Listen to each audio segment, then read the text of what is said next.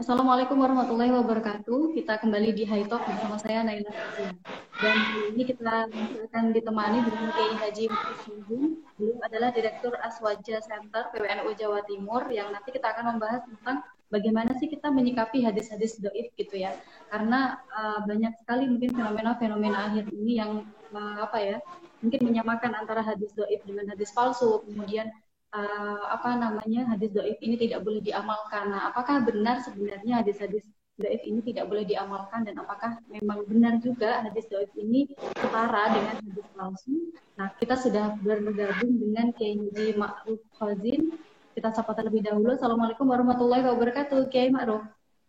Waalaikumsalam warahmatullahi wabarakatuh. Enggak, Mbak.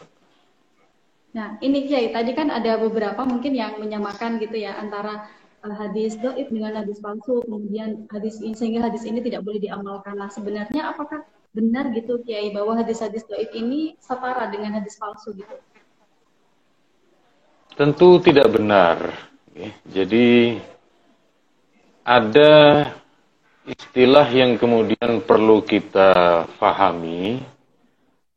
Misalnya ada berita yang tidak valid, ya, ada berita yang masih diragukan dengan berita bohong. Tentu kan ini berbeda. Nah, hadis palsu itu adalah hadis yang didustakan atas nama Nabi. Sementara hadis dhaif itu mengabarkan dari Nabi, tapi validitasnya kurang. Nah, jadi hadis itu ada empat tingkatan, ada 4 jenis.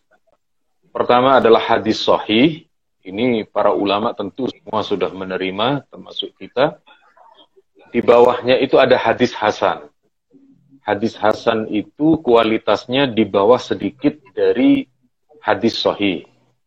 Yang ketiga ini hadis dhaif. Hadis dhaif itu jenisnya banyak. Ada 36 hadis dhaif macamnya itu.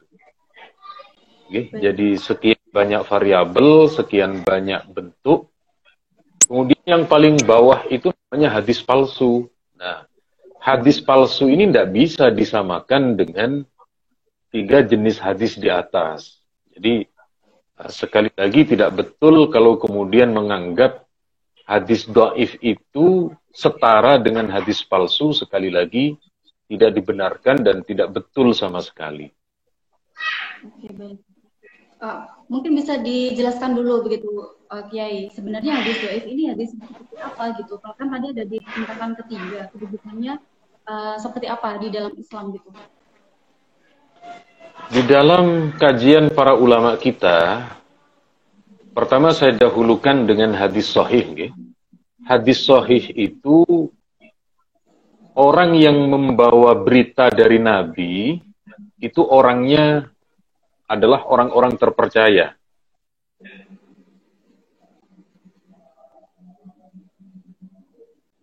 Bahwa berita itu tersambung sanadnya.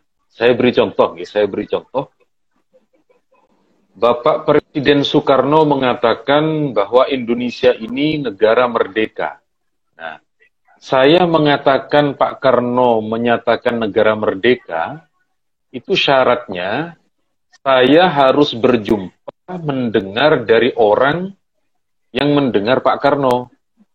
Tidak mungkin saya menerima kabar dari Pak Karno secara langsung, tidak mungkin. Karena Pak Karno meninggal tahun 60, saya lahir tahun 80. Kan tidak mungkin saya berjumpa dengan Pak Karno.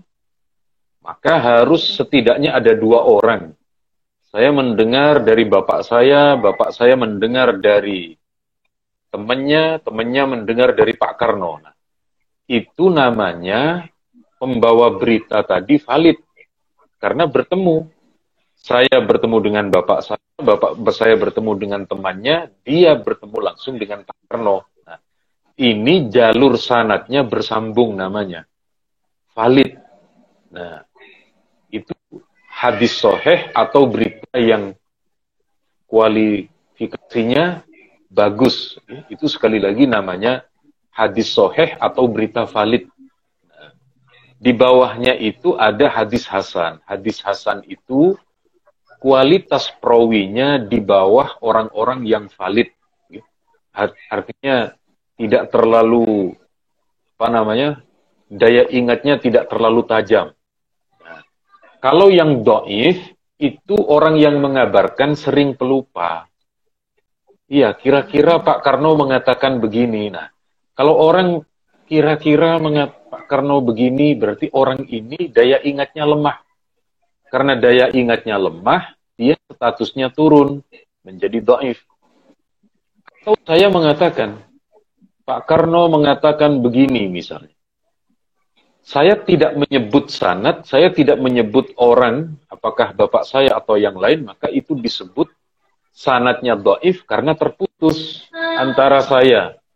Antara saya dengan Pak Karno itu kabarnya terputus, maka statusnya adalah dhaif atau lemah. Tetapi bukan berarti itu berita bohong, bukan. Karena Pak Karno itu nyata-nyata mengatakan begitu. Demikian halnya dengan Nabi.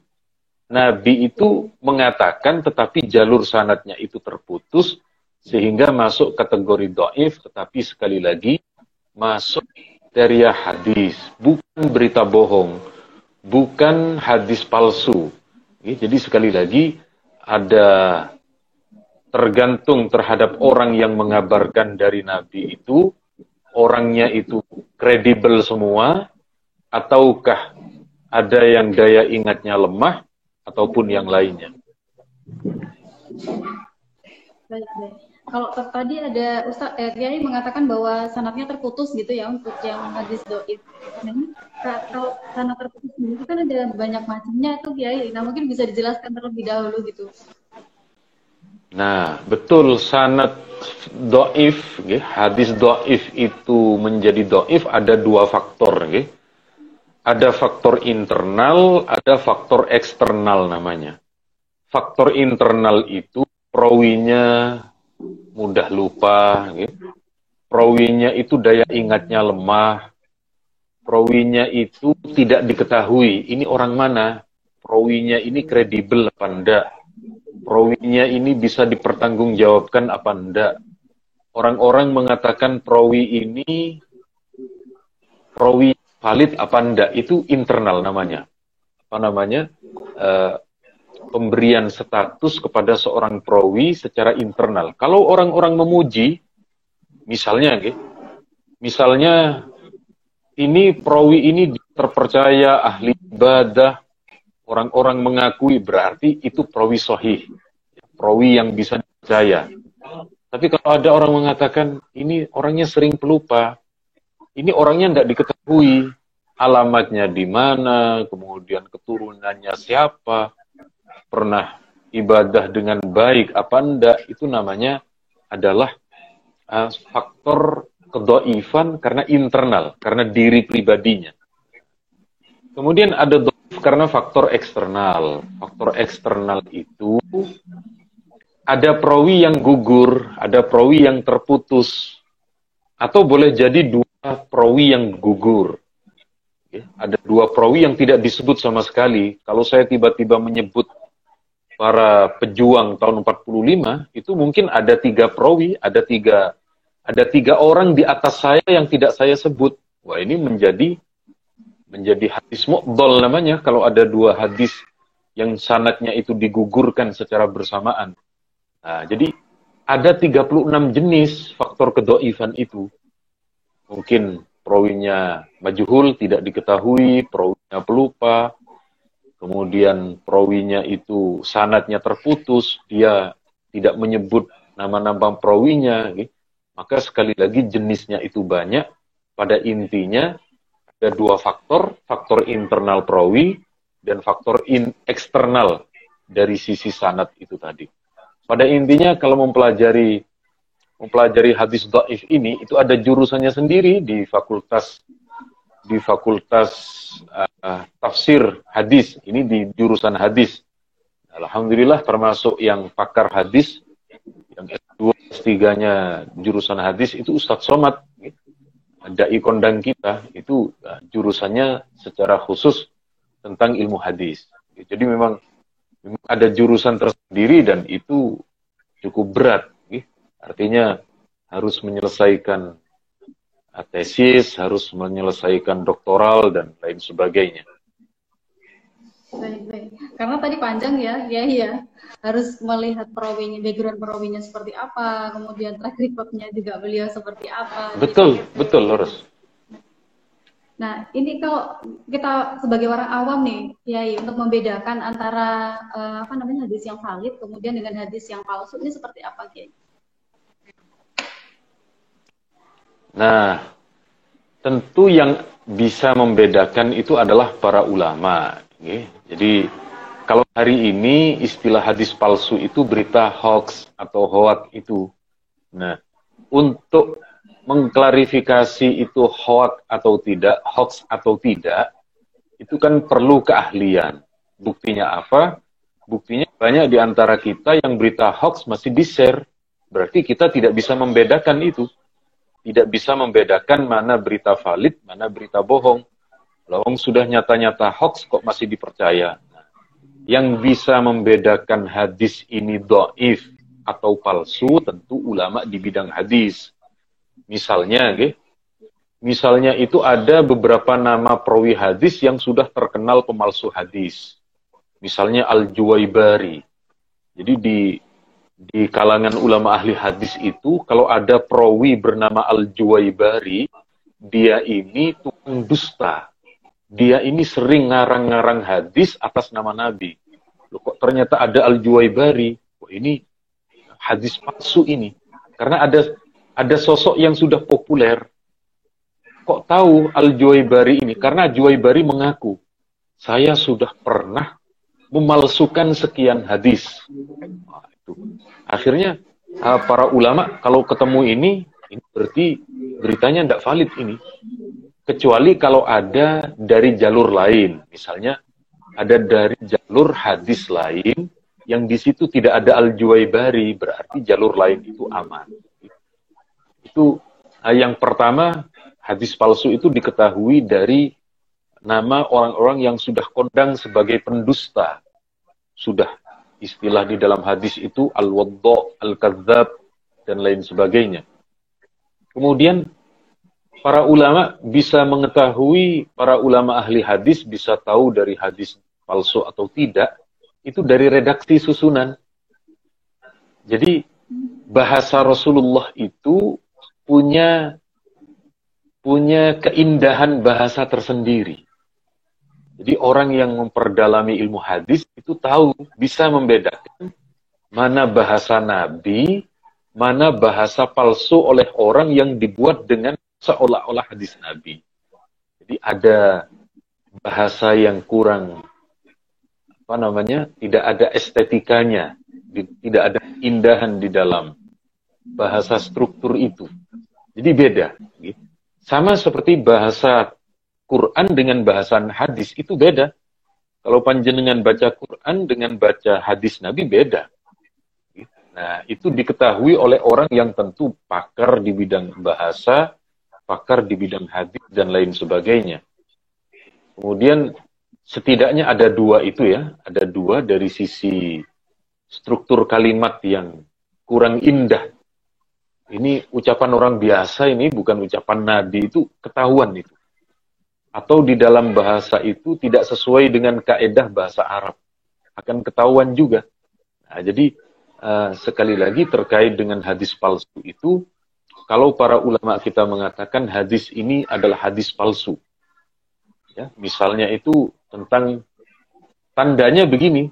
Tandanya itu menurut para ulama kita, kalau amalannya sedikit, lalu pahalanya sebesar segunung, itu ada indikasi hadis palsu. Misalnya, barang siapa sholat 2 rakaat, sholat sunnah, maka dia mendapatkan pahala seperti gunung Uhud. Nah ini, kata-kata semacam itu ada indikasi hadis palsu. Kenapa? Lawang sholat wajib saja pahalanya tidak segitu kok. Ini kok ada sholat sunnah pahalanya sebesar itu. Jadi di antara tandanya seperti itu. Atau mungkin melanggar sedikit tetapi ancamannya besar. barang misalnya barang siapa yang menggunjing, barang siapa yang menggosip tetangganya, dia akan kekal di dalam neraka. Loh. Cuma menggunjing sedikit, padahal menggunjing itu bisa dihapus dengan minta maaf atau dengan meminta ampunan kepada Allah, tapi ancamannya kok berat. Nah, itu biasanya tanda hadis palsu tidak seimbang antara isi dengan pahala. Tetapi kalau kemudian itu perawinya valid, boleh jadi. Misalnya Imam Muslim meriwayatkan, kalau kemudian Imam Muslim meriwayatkan itu terjadi ketimpangan antara amal ibadah dengan pahala, tetapi kalau yang meriwayatkan Imam Muslim tetap diterima. Sebab itu bisa dipercaya. Atau Imam Abu Dawud, Imam Ahmad, dan lain sebagainya. Baik. Tadi cirinya cukup jelas mungkin ya Ustadz ya. Bisa ada dua yang bisa kita identifikasi dua, mana yang hadis doib, terus mana juga yang hadis palsu gitu. Nah, kalau untuk hadis doib sendiri, ya biasanya kan ada yang mengatakan tidak boleh sama sekali diamalkan, ada yang bilang boleh gitu. Nah, ini sebenarnya boleh atau tidak sih doib? Nah, tentang hadis doib ini ada 3 pendapat, ada 3 pendapat para ulama. Pertama, yang sama sekali melarang. Hadis doif sama sekali dilarang. Dengan mengatakan kita cukup dengan hadis sahih, tidak perlu hadis doif. Ini dari dulu sudah ada ya yang berpendapat seperti itu. Dan hari ini dilanjutkan oleh kelompok salafi itu. Mereka yang suka mengklaim kembali ke Quran dan hadis. Ya, ini slogan mereka. Kemudian yang kedua, memperbolehkan hadis dhaif sama sekali. Penting itu hadis dilakukan. Nah, ada pendapat ketiga ini menurut kita yang tengah-tengah, yang moderat. Jadi begini, kalau hadis dhaif itu berkaitan dengan motivasi, silahkan dipakai. Misalnya, barang siapa yang memiliki akhlak yang indah, maka dia mendapatkan pahala ini. Akhirnya orang itu termotivasi untuk memiliki akhlak yang baik. Ini boleh diamalkan. Misalnya lagi ada motivasi tentang pernikahan. Kalau kemudian nanti menikah, maka Allah menjamin rezekinya. Sehingga teman-teman kita yang masih jomblo tidak perlu takut untuk kemudian menerima lamaran atau melamar. Karena yakin akan mendapatkan pertolongan dari Allah. Nah, hal semacam ini, hal-hal semacam ini, kalau ada hadis dhaif tetapi mendorong kepada kebaikan, boleh. Boleh, tidak ada masalah. Atau mungkin supaya menjauh dari larangan.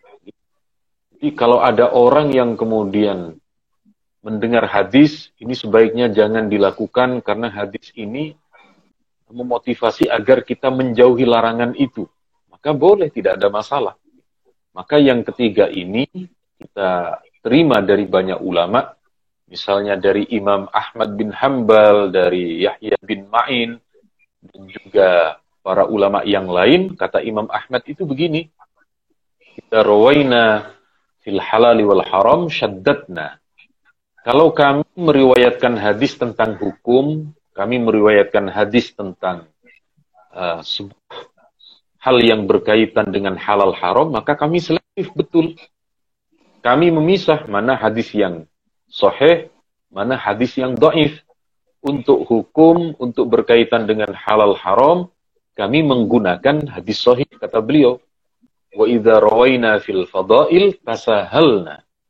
Kalau kami meriwayatkan hadis tentang keutamaan, tentang motivasi, mengajak kebaikan, maka banyak hadis yang tidak terlalu kami selektif, kami terima. Ya maksudnya hadis dhaif ini kemudian diterima. Dan ini menurut saya yang pendapat yang paling bijak. Kenapa? Imam Bukhari itu beliau pernah mengatakan hafal 100.000 hadis sahih, dan Imam Bukhari menghafal 200.000 hadis dhaif. Imam Bukhari itu memiliki memori hafalan 300.000. Yang 200.000 itu dhaif.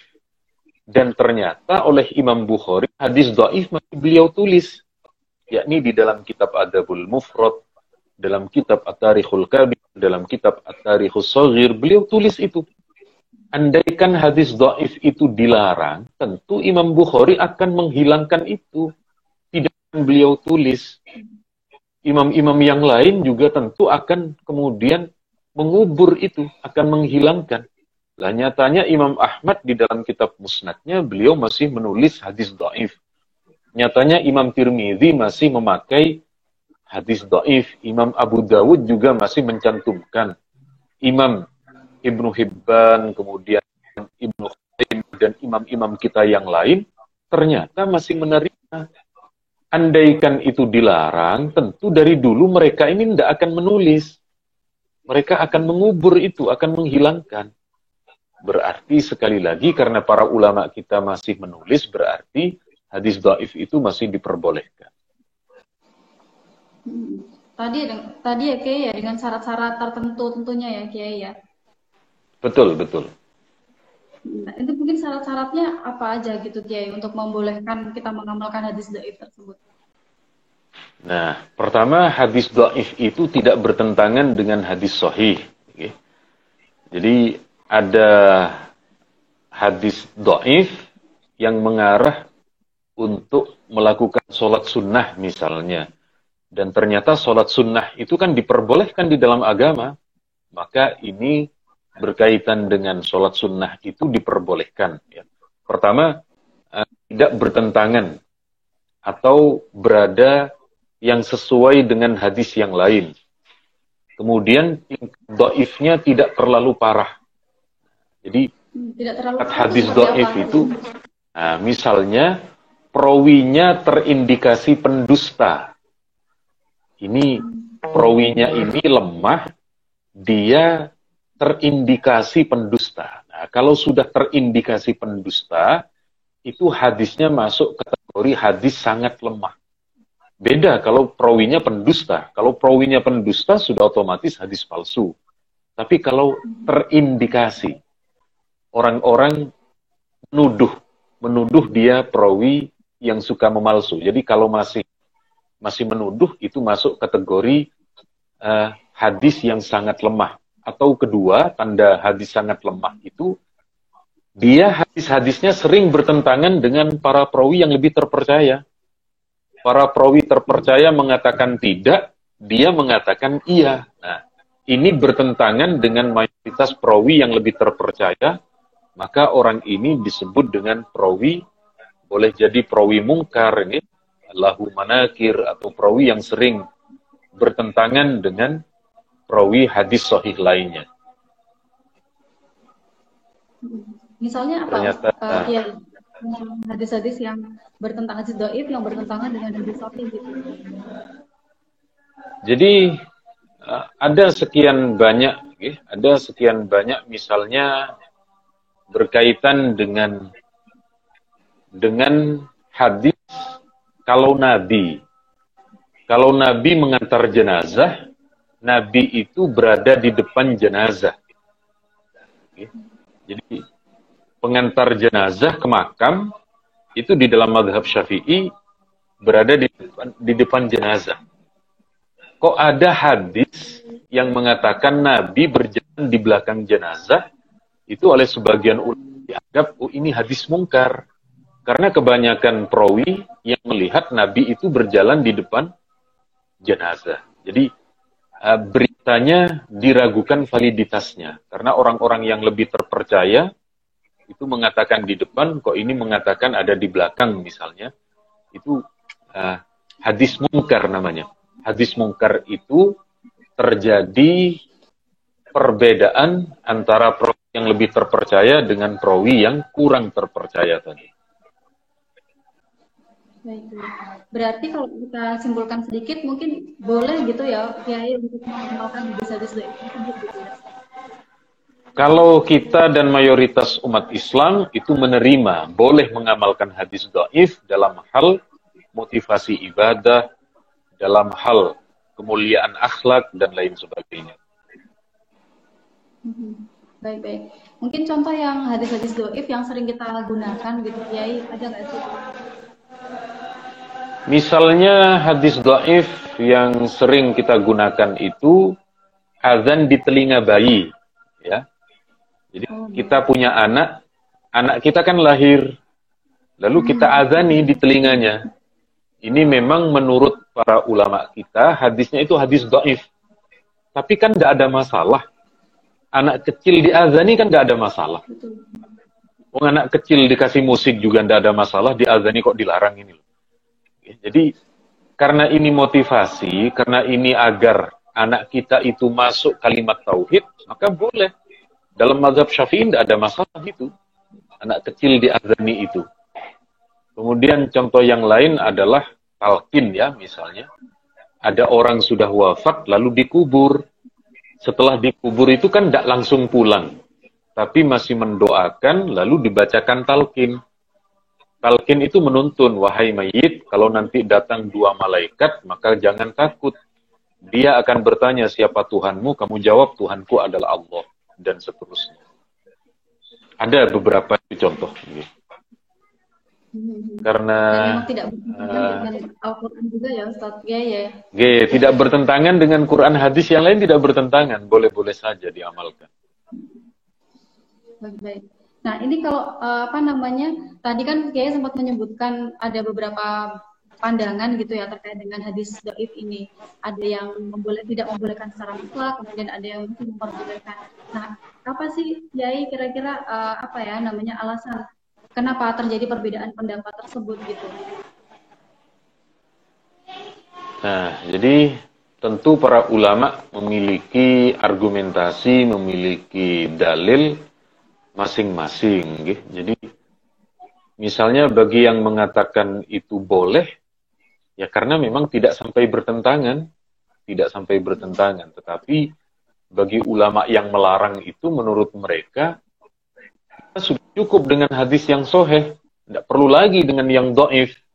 Itu menurut sebagian mereka. Jadi, Nabi sendiri tidak ada. Nabi mengatakan, amalkan hadis sahih, tinggalkan hadis dhaif. Ada, wong.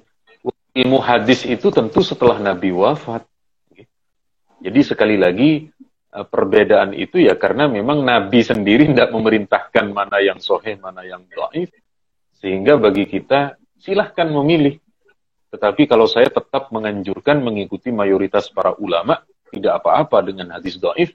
Ternyata ulama yang selama ini gembar-gembornya itu hadis sahih, di dalam kitab-kitabnya juga ada hadis dhaifnya. Ya, kitabnya Ibnu Taimiyah banyak itu hadis dhaifnya itu. Kitabnya Syekh Muhammad bin Abdul Wahhab yang mereka sebut dengan apa namanya? Shahibud Da'wah, Shahibut Tauhid, Shahibud Da'wati Tauhid, di dalam kitab beliaunya juga banyak hadis dhaifnya itu. Oke.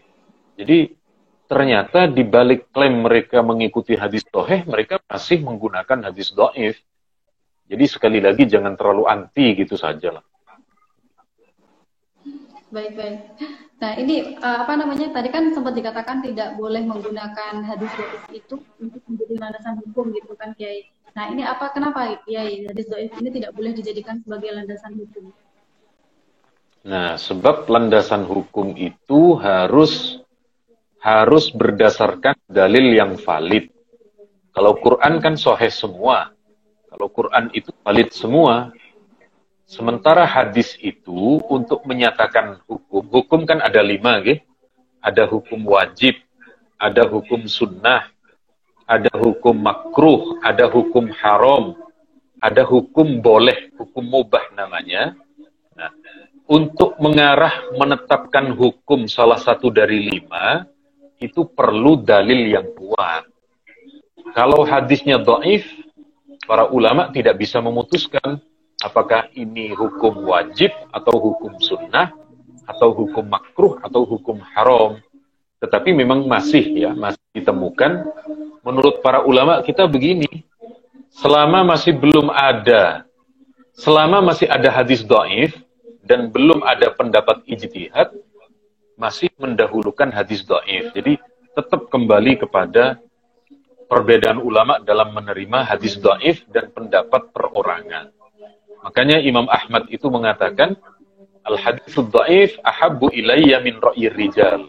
Bagi saya, kata beliau, hadis dhaif lebih saya cintai daripada pendapat orang biasa.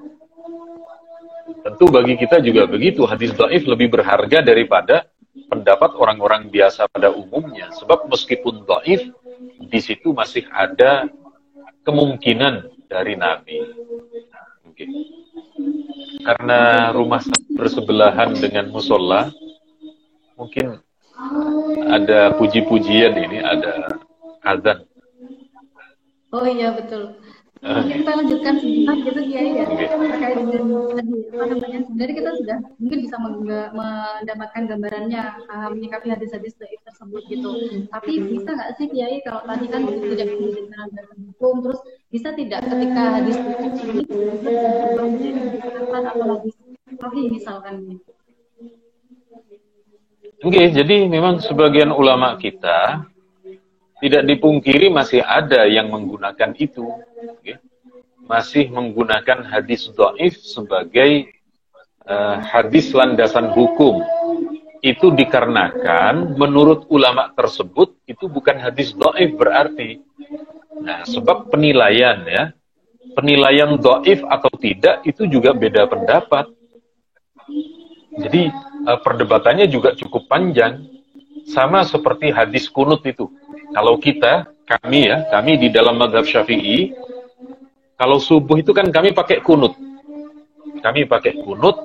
Nah, menurut saudara kita dari Salafi dan juga mazhab yang lain, itu hadisnya dhaif itu. Jadi ada kemudian seorang perawi yang dianggap sebagai perawi dhaif. Tetapi bagi kami, bagi mazhab Syafi'i, itu tidak dhaif, itu hadis hasan. Makanya di dalam mazhab Syafi'i, subuh itu dianjurkan ada kunutnya. Nah, jadi sekali lagi memang penilaian ini dhaif atau tidak, itu beda pendapat. Artinya satu ulama dengan ulama yang lain tidak sama pendapatnya. Berarti ini juga menjadi landasan kita juga bagaimana cara kita menyikapi hadis dhaif gitu ya. Iya ya. Oke, betul. Nah, ini kan kalau terkait dengan perbedaan pendapat, mungkin kita tidak bisa memaksakan kehendak seseorang untuk yang dilakukan, terus kemudian tidak boleh dilakukan. Nah, bagaimana kita harus menyikapi perbedaan tersebut gitu? Nah, ketika sudah terjadi perbedaan, satu-satunya jalan adalah tepo seliro, kata orang Jawa. Tepo seliro itu hormati pilihan, jawaban pilihan yang telah dia putuskan. Jadi, kalau masih belum punya tepo seliro, kalau masih belum punya rasa toleransi, tidak menghargai, ya sudah, akan tetap menyalahkan terus. Tetapi kalau sudah punya tepo seliro, ya sudah, ini teman saya memilih ini. Dan itu sama-sama benar. Memilih opsi itu sama-sama benar. Misalnya soal kunut. Kunut atau tidak kunut, itu sholat subuhnya sama-sama sah. Lah, sama-sama sah kok diperdebatkan. Yang salah itu yang tidak sholat yang tidak sholat subuh. Yang tidak sholat itu yang salah. Lah, ini sama-sama sholat, kok diperdebatkan soal kunut tidaknya. Nah, jadi sekali lagi, selama khilafiyah tentang hadis dhaif tidak perlu diperdebatkan, sebab itu sama-sama sholat, sama-sama beribadah. Kita lebih baik ngajak orang yang belum sholat sama sekali. Lah, ini sudah sholat pakai kunut tapi kok dimarah-marahi. Nah, lebih baik yang belum sholat itu yang diajak untuk menjadi orang yang lebih baik. Baik. Ini karena sudah adanya Kiai ya, sebenarnya masih banyak sekali pembahasan yang bisa kita bahas gitu tentang hadis-hadis, menyikapi hadis-hadis dhaif ini. Tapi karena waktunya sangat terbatas, terima kasih banyak untuk Kiai Ma'ruf Hozin. Semoga pembahasan kali ini sangat bermanfaat. Semoga kita bisa bergabung di lain kesempatan begitu Kiai ya. Amin, insyaallah, amin. Selamat malam Kiai. Waalaikumsalam warahmatullahi wabarakatuh. Terima kasih. Teman-teman ya, bagaimana kita menyikapi hadis-hadis itu ya, kami kita harus punya rasa tipos liro gitu kalau kata Kiai Ma'ruf gitu. Jadi memang hadis doif ini ada tadi juga pendapat ulama terdahulu juga sudah ada perbedaan begitu kan. Nah, kita tidak perlu membesarkan perbedaan tersebut, tapi kita juga harusnya adalah melihat kesamaan tadi, apa namanya, yang sudah sholat terus kunut, kemudian yang tidak sholat itu justru yang harus kita ajak, bukan yang sudah sholat yang kemudian kita kita musuhi atau mungkin kita salah-salahkan seperti itu. Nah, semoga nanti kita bisa berjumpa di lain kesempatan di Kamis depan. Terima kasih untuk teman-teman yang sudah bergabung juga. Saya akhiri. Wassalamualaikum warahmatullahi wabarakatuh. Waalaikumsalam warahmatullahi wabarakatuh.